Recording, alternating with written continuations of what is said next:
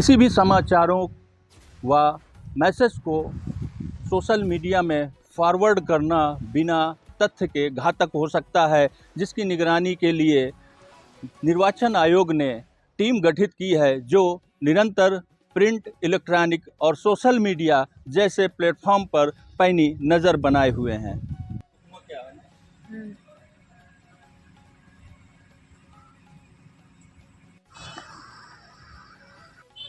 स्वागत है बुंदेली प्रकाश न्यूज में। मैं आशीष उपाध्याय आज आपके बीच में आगामी लोकसभा चुनाव को लेकर चुनाव आयोग ने कई तरह की गाइडलाइन जारी की है, जिसमें मीडिया बंधुओं के लिए भी एक विशेष गाइडलाइन जारी की है, जिसमें फेक न्यूज और पेड न्यूज के लिए विशेष रूप से गाइडलाइन जारी की गई है। उसी संबंध में आज हम वार्ता करने वाले हैं कि किस तरह से फेक न्यूज से बचा जा सके, किस तरह से पेड न्यूज से बचा जा सके।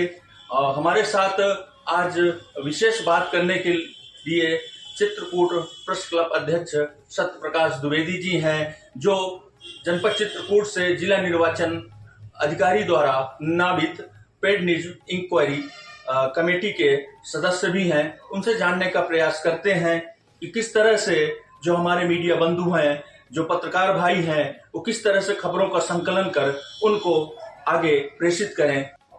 बहुत बहुत स्वागत है आपका अध्यक्ष जी हमारे बुंदेली प्रकाश न्यूज चैनल में।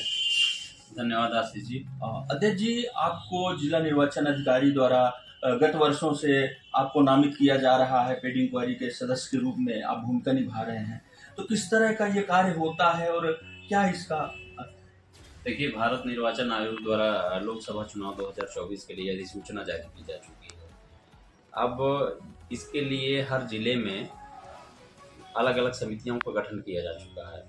उन्हीं में से एक कमेटी MCMC है। MCMC का मतलब मीडिया प्रमाणन एवं अन्वेषण समिति, जो चुनाव की यहाँ सूचना जारी होने के बाद जो भी समाचार हैं, इलेक्ट्रॉनिक चैनल हो या प्रिंट मीडिया हो या सोशल मीडिया हो, ऐसा कोई भी काम नहीं होना चाहिए जिससे आदर्श आचार संहिता का उल्लंघन है। अब उसमें रही बात समाचार पत्रों की, तो समाचार पत्र में कई बार ऐसे समाचार प्रकाशित करा दिए जाते हैं जो एक तरह से विज्ञापन का रूप होते हैं और वो किसी एक प्रत्याशी विशेष के पक्ष में होते हैं, या कुछ प्रत्याशी अपने प्रतिद्वंदी प्रत्याशी को नीचा दिखाने के लिए अमर्यादित तरीके से समाचार प्रकाशन करने का काम करते हैं। तो यह समिति ऐसे जो प्रकाशन हैं उन पर नज़र रखने का काम करती है। इसी प्रकार इलेक्ट्रॉनिक मीडिया पर है, तो MCMC कमेटी का मतलब है कि जब कोई लोकसभा चुनाव का प्रत्याशी अपना पहली बात तो विज्ञापन देगा, तो विज्ञापन का जो भी मैटर होगा वो समिति के समक्ष पेश करेगा। उसमें कोई भी अमर्यादित या आपत्तिजनक चीज़ ऐसी नहीं होनी चाहिए।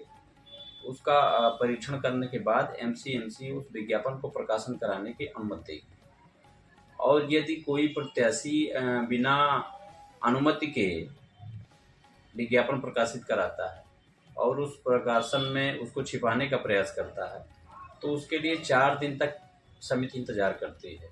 4 दिन बाद स्वतः संज्ञान में लेकर के उसका विचारण करने के बाद निर्वाचन आयोग को उसकी सूचना भेज दी जाती है। इसी प्रकार जो सोशल मीडिया और मीडिया सेल का काम है, आचार संहिता का कहीं उल्लंघन हो रहा है और उसका कोई समाचार प्रकाशित कर रहा है, तो उसको संज्ञान में लेते हुए, जैसे कहीं कोई पोस्टर लगे हैं सरकारी बिल्डिंगों पर या कहीं, तो उसका संज्ञान में लेते हुए उसको हटवाने का काम है।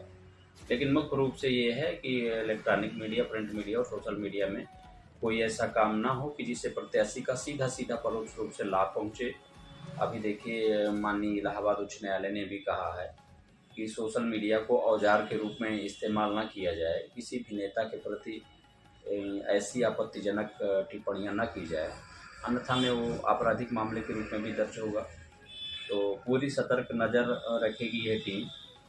चुनाव जब अपने यहाँ का जो चुनाव है पूरे बुंदेलखंड का, तो नामांकन प्रक्रिया शुरू होने के साथ से ही यह कमेटी दिन प्रतिदिन जो समाचार प्रकाशन है इलेक्ट्रॉनिक मीडिया, उन पर डेली अपडेट रखेगी और स्थितियों पर नज़र रखेगी। और अभी भी चूँकि पूरे देश में चुनाव के लिए जो अधिसूचना जारी हो गई, तो चुनावी गतिविधियाँ शुरू हो चुकी हैं, तो अभी भी वर्तमान समय में भी जो समाचारों का प्रकाशन या विज्ञापन का जो भी है उस पर भी पूरी नज़र बनाए हुए हैं। अध्यक्ष जी, देखा जाए तो वर्तमान समय में Facebook, WhatsApp, Twitter, YouTube, Instagram के जरिए जो है जो दुष्प्रचार फैलता है और हमारे कुछ पत्रकार भाई भी जुड़े हैं, तो उनके लिए किस तरह का संदेश देना चाहेंगे जो इस पेड न्यूज और आदर्श आचार संहिता के उल्लंघन से बच सकें? देखिए, समाचार संस्थानों का कोई भी प्लेटफार्म हो, सभी को आचार संहिता की मर्यादा बना करके काम करनी चाहिए, जिससे उनको दिक्कत न हो। यदि आप किसी प्रत्याशी के लिए अमर्यादित टिप्पणी या अमर्यादित लेख लिख रहे हैं, जिससे समाज में उसकी छवि खराब हो रही है, या उसके पारिवारिक और व्यक्तिगत निजी जीवन को आप दागदार बनाने का प्रयास कर रहे हैं, तो उसके लिए कानून है और तमाम ऐसे मामले हुए हैं जिनमें अभियोग पंजीकृत कराए गए हैं, उनमें आपराधिक कार्रवाई भी हुई है। तो मेरा ये, और ख़ास तौर से ईवीएम को लेकर के बिना जाने समझे कोई भी मैसेज फॉरवर्ड ना करें, क्योंकि बहुत से लोग आजकल जाने अनजाने कोई भी मैसेज आता है उस मैसेज को अन्य व्हाट्सएप ग्रुपों में फॉरवर्ड कर देते हैं। तो जितना वो फेक न्यूज़ या मैसेज दुष्प्रचार वाला अफवाह बनाने वाला मैसेज जो बनाने वाला जितना उसका सज़ा का हकदार है, यदि आप बिना जाने समझे बूझे उसको सोशल मीडिया में अपने नंबर से अन्य ग्रुप्स में उसको फॉरवर्ड करते हैं, तो आप भी उतने ही दोषी पाए जाएंगे।